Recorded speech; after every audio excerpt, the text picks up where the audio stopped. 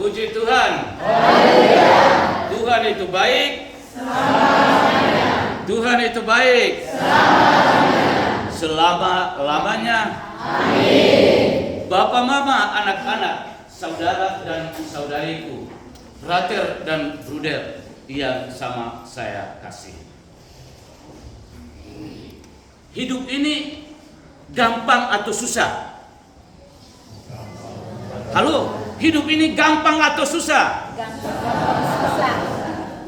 Mama, hidup ini gampang atau susah? Gampang-gampang susah. Maksudnya bagaimana gampang-gampang susah? Halo, dengar dulu ya.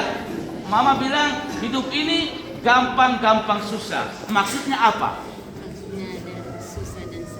Maksudnya ada susah Maksudnya ada susah dan senang. dan ada juga senang. Mati itu gampang atau memang sulit? Halo, siapa saya di sini dulu. Mati itu gampang atau sulit? Gampang. Kenapa gampang? Kita tidak tahu ya kapan Tuhan jemput kita ya. Jadi mati itu gampang, hidup itu susah-susah dan senang-senang juga. Kak, Mama tadi maksud? Oh, gampang-gampang susah. Jadi mati itu gampang. Kalau hidup gampang-gampang susah. Ya. Ya, mati ya memang gampang. Hari ini dia merencana mati ya, memang pasti dia rencana dia wujud nekat mati. Gampang. Dia bilang besok saya mati ya, mati. Tapi ingat, hidup ini susah gampang dan butuh perjuangan. Jadi orang beriman, jadi orang Katolik itu mudah, gampang atau susah? Halo?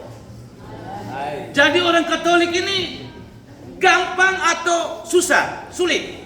Gampang. Hah? Bagaimana Bapak? Gampang. Gampang. Ya, jadi orang Katolik menurut Bapak gampang. Siapa lagi? Jadi orang Katolik. Bapak, jadi Katolik. Bapak Katolik atau Islam? Bapak Katolik. Bapak Katolik. Katolik. Menurut Bapak jadi Katolik itu gampang atau susah? Gampang. Ya, ya saya lihat orang tua dulu ya. Mama, jadi Katolik itu gampang atau susah? Bagaimana? Gampang. Iya, menurut Mama gampang. Ya, gampang. Ya.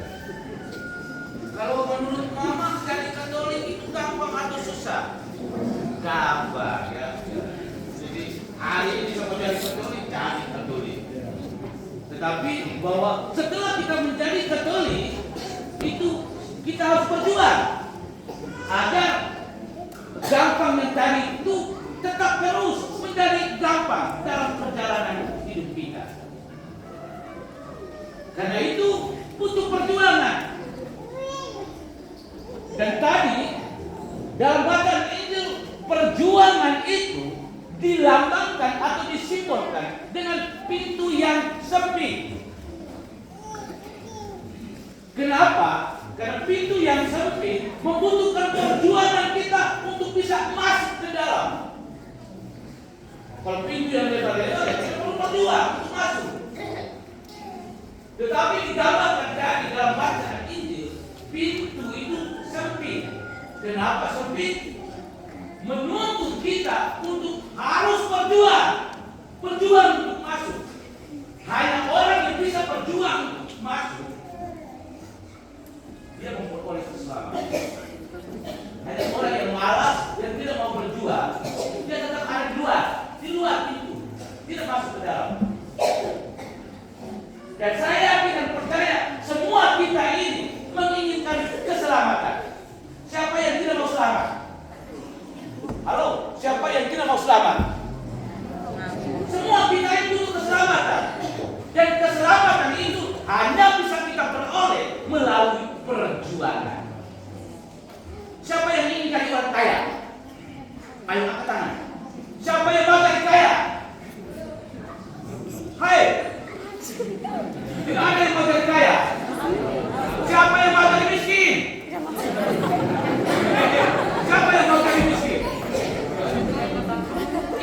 Kaya juga tidak jelas, miskin juga tidak jelas.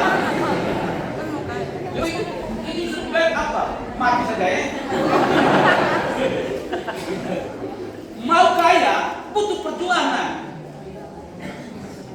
Ya, dan ingat, perjuangan itu harus kita tempuh secara baik.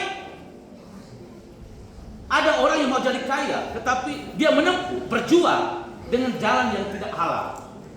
Ingat, untuk bisa masuk memperoleh keselamatan, masuk dalam kerajaan Allah, kita berjuang. Tetapi perjuangan itu melalui jalan yang baik. Dan satu-satunya jalan yang terbaik yang harus kita lalui adalah Yesus sendiri. Yesus adalah jalan kebenaran dan kehidupan, jalan menuju kepada pintu surga tadi. Mau berhasil, kita harus berjuang. Mau makan enak, harus berjuang. Dan perjuangan itu harus dilalui dengan jalan yang baik. Jangan bilang, saya mau makan enak. Hari ini saya mau makan daging sapi. Malam saya pergi curi orang punya sapi. Ini perjuangan yang tidak baik. Ya. Karena mau makan enak tadi, malam ini saya harus makan dendeng sapi. Mulai sudah lirik-lirik orang punya sapi di tetangga sebelah. Atur rencana yang buruk. Ini tidak baik. Rencana yang tidak baik. Perjuangan yang tidak baik. Ya. Jadi apapun bentuk perjuangan harus kita lalui secara baik. Kalau saya mau berhasil dalam studi saya berjuang.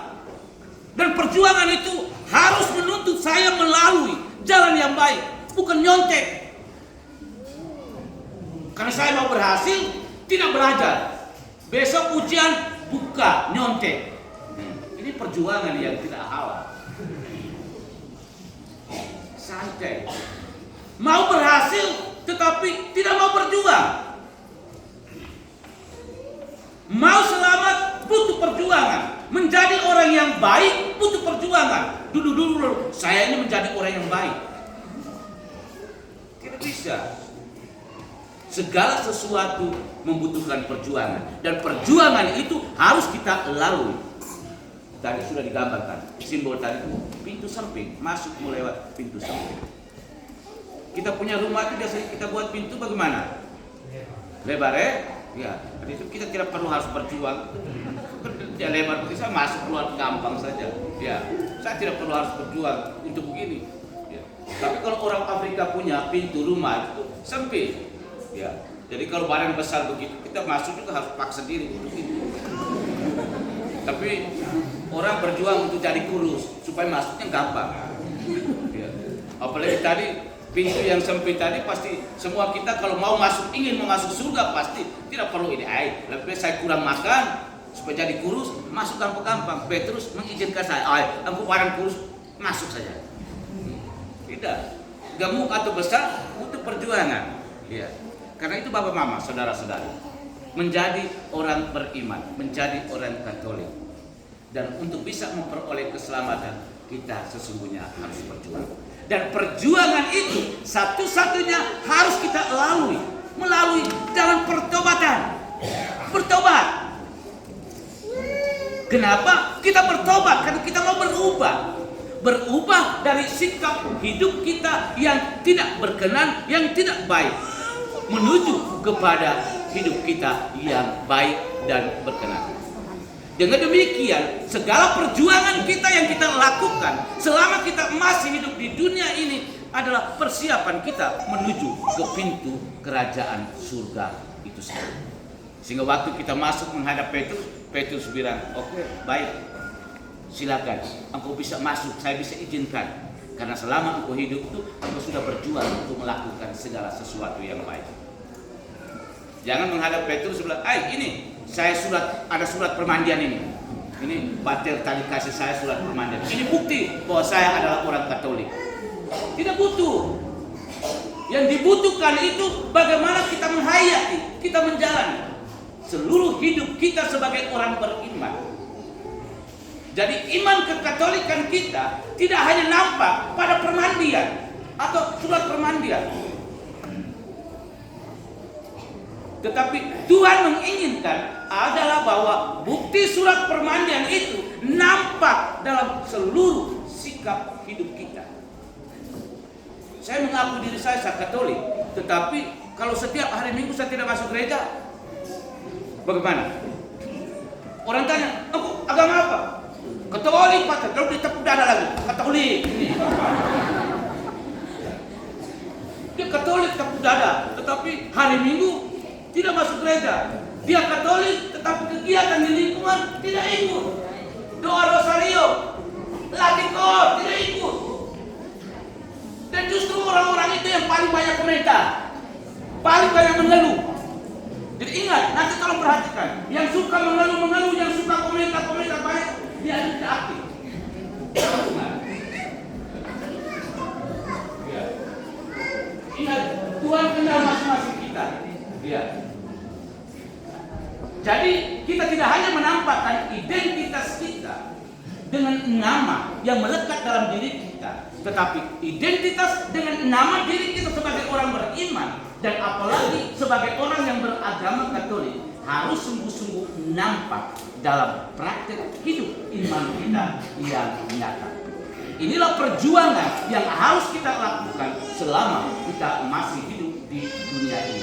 Dan semua perjuangan kita yang baik ini sesungguhnya menjadi modal, menjadi bekal yang harus nanti kita bawa menuju kepada pintu kerajaan surga. Berjuanglah masuk melalui pintu yang sempit. Mari kita masing-masing memeriksa diri kita, membangun sikap tobat, sebuah sikap yang mengarahkan kita, membawa kita kepada perubahan hidup iman kita yang baik, benar, dan bertanggung jawab. Tuhan memberkati kita sekalian. Amin.